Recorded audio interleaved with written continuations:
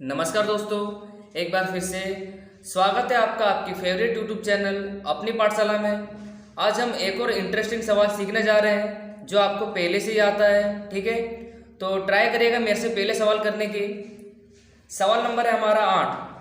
चलिए सबसे पहले हम सवाल पढ़ते हैं। निम्नलिखित माहिती से पीरियल का दिसंबर 2015 का बैंक समाधान विवरण तैयार कीजिए। जैसे कि आपको पता है कि जो बैंक समाधान विवरण होता है वो at the end of month बनता है। इसका मतलब जो महीने की आखिरी तारीख होती है तब हम क्या बनाते हैं, बैंक समाधान विवरण। तो यहाँ पे तारीख क्या दी गई है, 31/12/2015। सबसे पहले आपका काम क्या है कि अच्छे से हेडिंग लिखना। तो यहाँ लिखेंगे पीरियल का तारीख 31/12/2015 का बैंक समाधान विवरण। ठीक है, आपको लिख लेना है बैंक समाधान विवरण। पहले पॉइंट में जैसे कि आपको पता है कि शेष के बारे में जानकारी दी गई होती है। ठीक है, तो यहाँ पे लिखा है कि रोकड़ बही के अनुसार बैंक ओवरड्राफ्ट तारीख 31/12/2015 710, और दूसरी शेष भी हमें दी गई है पासबुक के अनुसार बैंक ओवरड्राफ्ट तारीख 1/12/2015 261। अब आपको सवाल को देखकर ऐसा लग रहा होगा कि आज एक किस प्रकार का सवाल हमारे सामने आ गया है। ठीक है, बट सवाल एकदम आसान है, केवल आपको समझना रहेगा। देख सकते हैं यहाँ पर दो प्रकार के शेष हमें दी गई है, उसमें से केवल आपको एक ही शेष को यहाँ पर लिखना रहेगा। जैसे कि बताया मैंने आपको कि जो बैंक समाधान विवरण होता है वो महीने की आखिरी तारीख को बनता है। तो जो हमें 1/12/2015 की शेष दी गई है, ठीक है, ओवरड्राफ्ट की पासबुक के अनुसार, वो नहीं लेनी है। हमें रोकड़ बही के अनुसार जो बैंक ओवरड्राफ्ट दी गई है 31/12/2015 की 710 वह लेनी है। ठीक है, तो जैसे कि आपको पता चल गया होगा कि हमें पहली वाली शेष को यहाँ पर लेना है। तो क्रम नंबर 1 क्या लिखेंगे, रोकड़ बही अनुसार क्या दिया गया, हमें बैंक ओवरड्राफ्ट दिया गया। और आपको पता है कि रोकड़ बही अनुसार बैंक ओवरड्राफ्ट क्या होता है, जमा होता है 710। तो नियम आपको पता होंगे पहले से। ठीक है, तो पहले नंबर का पॉइंट हमने करा, उम्मीद है आपको समझ में आया होगा। चलिए अब सवाल को हम शुरू करते हैं। अब थोड़ा ध्यान दीजिएगा, यहाँ लिखा है दूसरे में बैंक में भरे चेक और उनकी पासबुक में जमा की तारीख की जानकारी निम्नानुसार है। अब आप देख सकते हो हमें कुछ चेक दिए गए हैं 2300, 7200, 4600 और 1500, और बैंक में भरने की तारीख हमें दी गई है 15, 17, 27 और 30। अब यहाँ पर देख सकते हैं कि पासबुक में जमा करने की तारीख हमें क्या क्या दी गई है। सबसे पहले दी गई 18, 17 और पहले महीने की 1 तारीख और पहले महीने की दूसरी तारीख। जैसे कि आपको पता है कि जो भी हम चेक बैंक में भरते हैं वो उसी महीने के अंदर जमा हो जाना चाहिए हमारे बैंक समाधान विवरण के अकॉर्डिंग। जो अगर जमा नहीं होते, इसका मतलब हमें जमा करना बाकी है। तो आप देख सकते हो कि जो 2300 का चेक था, ठीक है, वो हमने भरा कब, 15/12/2015 को, और जमा कब हो गया, 18/12/2015 को। इसका मतलब ये सही तारीख को जमा हो गया है। दूसरा जो 7200 का चेक है वो भरा कब गया था हमारे बैंक में, 17/12 को, और जमा भी कब हो गया, वो 17/12 को ही जमा हो गया। अब यहाँ पर जो 4600 का और जो 1500 का चेक है, भरने की तारीख 27 और 30 है, बट आप देख सकते हो कि जमा करने की तारीख क्या हो गई है, 1/1 और 2/1। इसका मतलब अगले महीने जाके ये जमा हुए, इस महीने में अभी तक ये चेक जमा हुए नहीं है। तो जो जमा नहीं हुए उसे हमें जमा करना पड़ेगा, सिंपल। तो देखकर आपको थोड़ा कन्फ्यूजन लग रहा होगा, बट कुछ भी इसमें कठिन नहीं है। तो केवल आपको दोनों चेकों की भरने की तारीख देखनी है और जमा करने की तारीख देखनी है। तो जमा करने की तारीख क्या है, 4600 की 1/1 और 1500 की 2/1। इसका मतलब इस महीने में अभी तक जमा नहीं हुए तो जमा करना पड़ेगा। ठीक है, सिंपल पॉइंट है। दूसरा क्या लिखेंगे, भरे परंतु पासबुक में जमा नहीं हुए चेक। इसका मतलब भरे परंतु जमा नहीं हुए चेक। तो जमा नहीं हुए तो जमा कर देंगे। कितने चेक है यहाँ पर, 2 चेक है, 4600 प्लस 1500।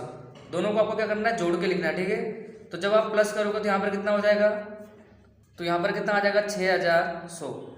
ठीक है, इस प्रकार से आपको दोनों चेक को प्लस करके लिखना है, 4600 के और 1500 के चेक को। तो जमा नहीं हुए थे तो हमने पासबुक में जमा करवा दिए, सिंपल। उम्मीद है आपको समझ में आया होगा ये दूसरे नंबर का पॉइंट, एकदम आसान था। चलिए आगे बढ़ते हैं। तीसरे में यहाँ पे क्या लिखा है, लिखे और बैंक में प्रस्तुत हुए चेक की जानकारी तो अभी जो हमने भरने का जैसा सीखा था वैसा ये लिखने वाला पॉइंट है, ठीक है। लिखने में क्या होता है, अगर बैंक ने प्रस्तुत नहीं करा होता तो हमको प्रस्तुत करवाना पड़ता है, तो क्या करना पड़ता है, हमें उधार करना पड़ता है, ठीक है। तो चलिए चेक देखते हैं। 8,200 का है, 9,300 का है, 7,100 का है और लास्ट में 1,300 का एक चेक हमें दिया गया है। चेक लिखने की तारीख तो जो हमारे महीना है उसी की होगी, 26, 28, 29 और 31। अब यहाँ देखते हैं कि बैंक में प्रस्तुत की तारीख। एक चेक था जो 8,200 का, वो 26 को लिखा गया और बैंक ने प्रस्तुत भी कर दिया 28 तारीख को। इसका मतलब ये डन है, हमें इसके अंदर कुछ करना नहीं है। दूसरा चेक है 9,300 का, ये देख सकते हैं कि 28/12 को लिखा गया था, ठीक है, बट बैंक ने प्रस्तुत कब करा है, अगले महीने 1/1/2016 को। इसका मतलब ये अभी तक प्रस्तुत हुआ नहीं है, तो प्रस्तुत करवाना पड़ेगा।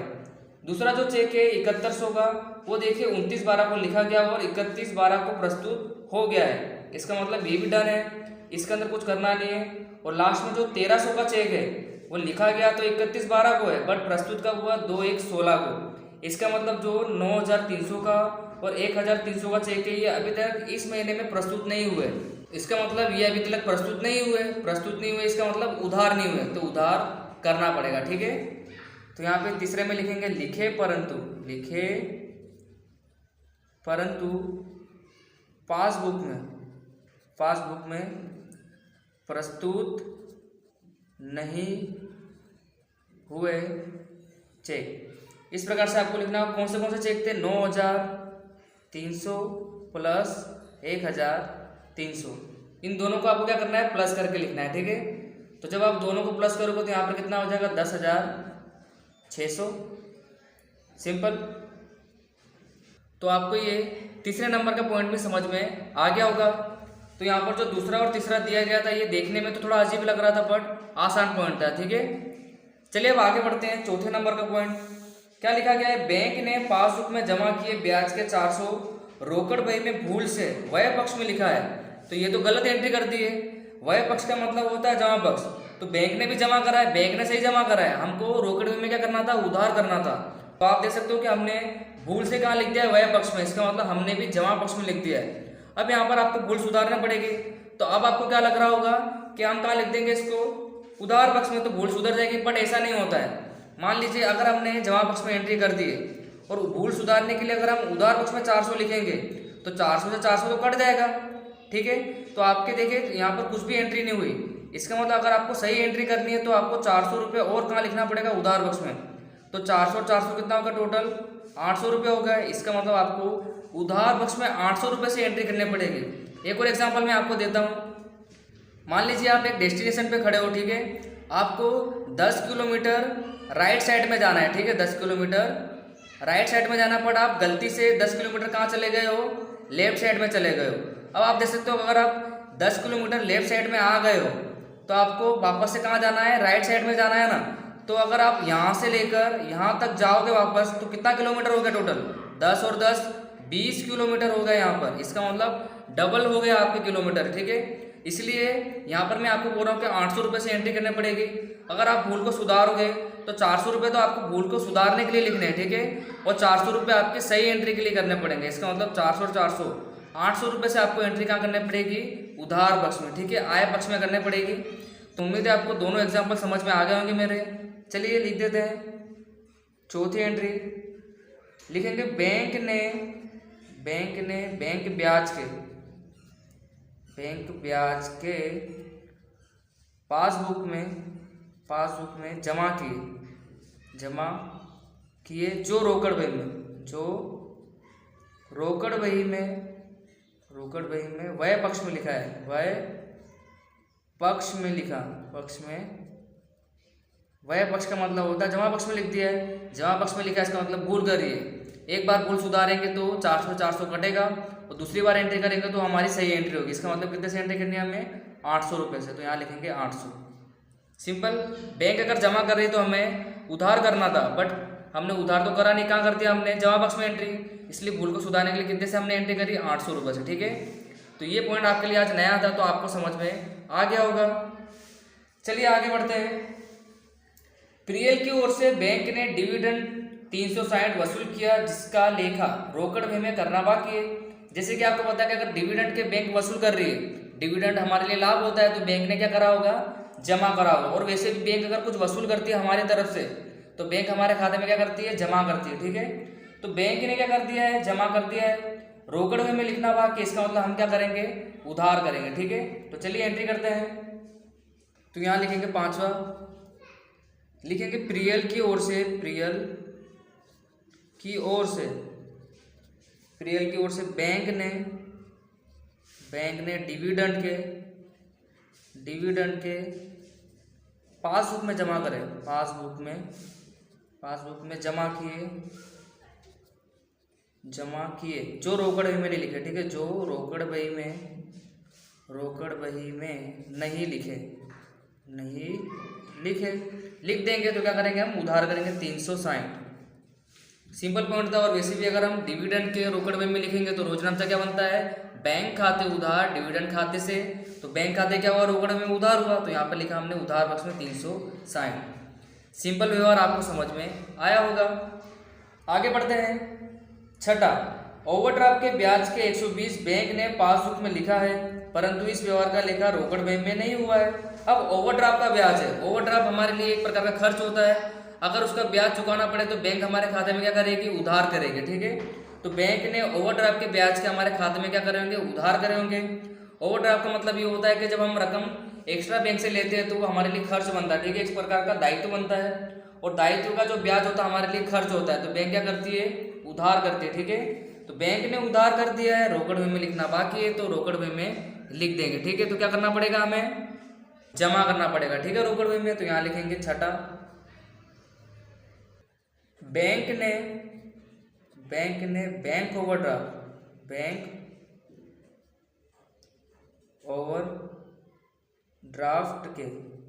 ओवरड्राफ्ट के ब्याज के पासबुक में लिखे, ओवरड्राफ्ट के ब्याज के पासबुक में लिखे, जो रोकड़ बही में लिखना बाकी है। ठीक है, जो रोकड़ बही में लिखना बाकी है, तो रोकड़ बही में लिख देंगे। तो क्या करेंगे, हम जमा करेंगे 120। ठीक है, और इसका रोजनामचा क्या बनता है, बैंक ओवरड्राफ्ट ब्याज खाते उधार बैंक खाते से। तो रोकड़ बही में हम क्या करते हैं, जमा करते हैं बैंक खाते। तो यहाँ पर भी हमने क्या करा, जमा करा, इसका अपोजिट। सिंपल, आपको छठा वाला पॉइंट भी समझ में आ गया होगा। मैं आपको एक एक लाइन छोड़ के नहीं लिखा रहा हूँ, क्योंकि चौकड़ा जल्दी भर जाता है मेरा वीडियो बनाते।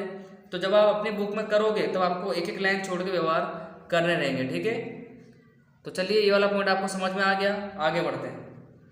सातवें में यहाँ पे लिखा है कि चेक द्वारा किए विक्रय के 2300 बैंक ने प्रियल के निजी खाते में लिखे हैं। तो थोड़ा ध्यान दीजिएगा, इंपॉर्टेंट पॉइंट है। अब यहाँ पर क्या होता है कि जब भी हम कोई धंधा चलाते हैं तो हमारे पास दो प्रकार के खाते होते हैं, एक बिजनेस के लिए खाता होता है और एक खुद के पर्सनल के लिए एक हम खाता रखते हैं। ठीक है, अब यहाँ पर क्या हुआ कि हमारे पास जो चेक आया था बिक्री द्वारा 2300 का, हमने ये चेक कहाँ भरा, बैंक में। बट चेक बैंक ने क्या करा, हमारे निजी खाते में जमा कर दिया। लिखने का मतलब उसने जमा कर दिया होगा, इसका मतलब हमारे बिजनेस अकाउंट में अभी तक ये जमा नहीं हुआ है।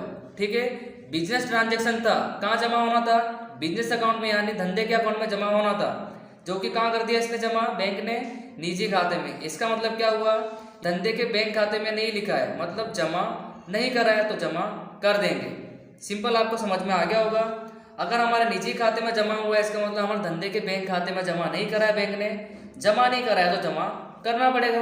एकदम आसान पॉइंट, उम्मीद है आपको समझ में आ गया होगा। चलिए यहाँ लिखते 7वां, चेक द्वारा किए विक्रय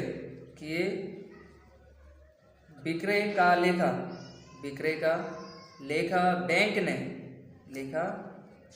बैंक ने धंधा के